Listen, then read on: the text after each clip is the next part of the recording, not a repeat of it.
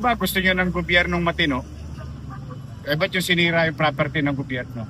Kaya makikita mo yung madaling i-differentiate yung rallyista na nagagalit sa pamahalaan, dala ng kakulangan at kapabayaan ng pamahalaan.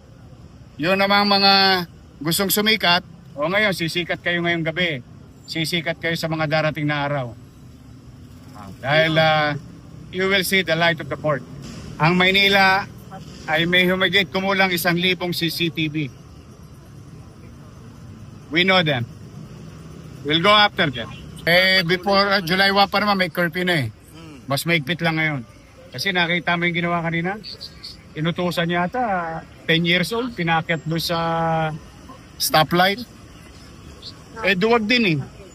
Bata pa pinakyat eh. So, ito trace din natin yun.